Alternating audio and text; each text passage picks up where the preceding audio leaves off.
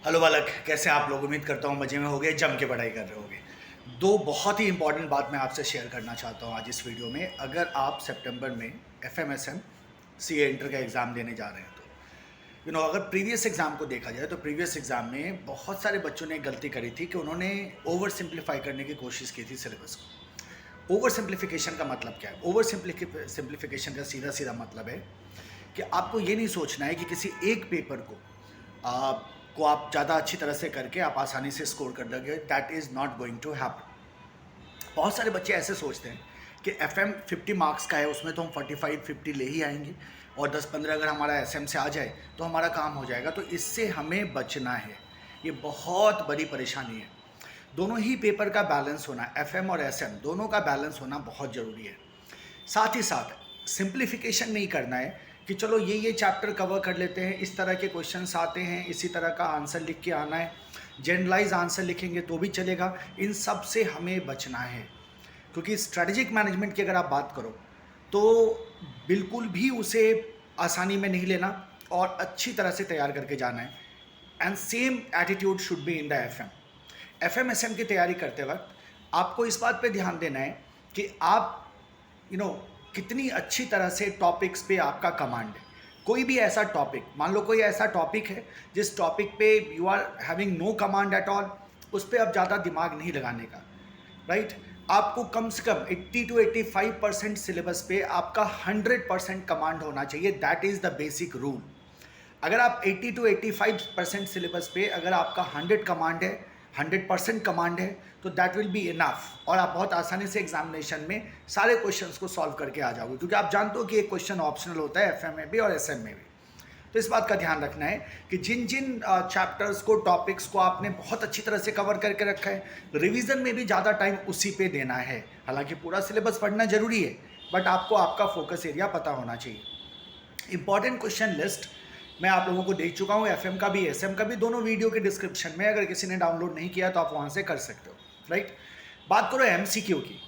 अगर हम multiple choice question की बात करें तो एसएम में भी केस सिनेरियो बेस्ड एमसीक्यू आते हैं और एफएम में भी आपको केस सिनेरियो बेस्ड एमसीक्यू आएगा। एफएम के केस सिनेरियो बेस्ड एमसीक्यू का क्या मतलब? जैसे पिछले अटेम्प्ट में मैंने आपको समझाया था, घबराने की जरूरत नहीं, और जैसा मैंने बोला था वैसा ही क्वेश्चन आया था ना। एक क्वेश्चन देंगे, वो उसके आधार पे वो 5 एमसीक्यूज दे देंगे।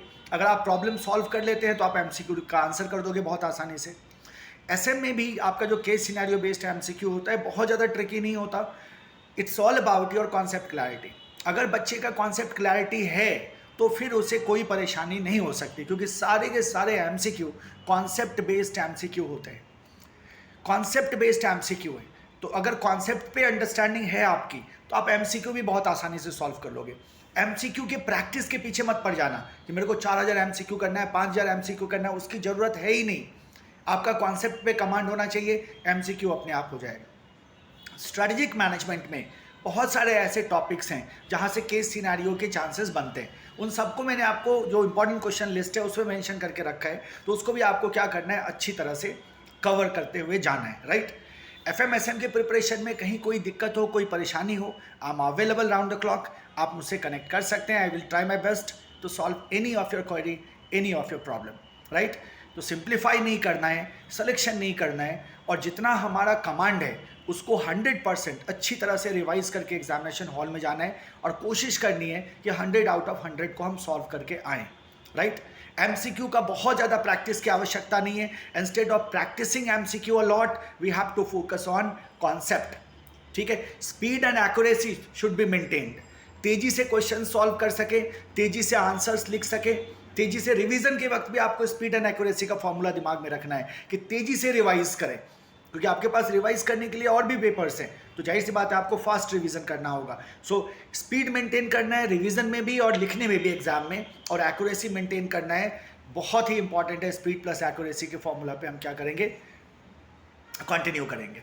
कॉन्सेप्ट एंड कंटेंट का जो मैं हमेशा आपसे कहता हूँ, एसएम में वाइटल रोल प्ले करेगा और एफएम के एक थियोरेटिकल क्वेश्चन में वो रोल प्ले करेगा, है ना। तो बहुत ध्यान में रखना है कि हमारे कॉन्सेप्ट की क्लैरिटी हो और हम जो लिखें वो कंटेंट हमारा सही हो, राइट। फॉर्मेट का कोई इशू नहीं है कि आप खास पैटर्न में आंसर लिखो, ये जरूरी नहीं होता एसएम में खास करके। एफएम में भी ऐसा कुछ खास नहीं है, राइट। लेकिन कंटेंट जो होगा, जब थियरी कंटेंट की बात करेंगे तो वो कंटेंट प्रोफेशनल होना चाहिए। बहुत ही जनरलाइज्ड लैंग्वेज में अगर आप लिखते हो आंसर्स तो आपके मार्क्स कम आते हैं। तो इस बात का भी हमें क्या करना है, ध्यान में रखना है। सो मेहनत करते रहिए, पढ़ाई करते रहिए। If you find any problem let me know, right? Keep working hard, keep shining. Bye bye, take care.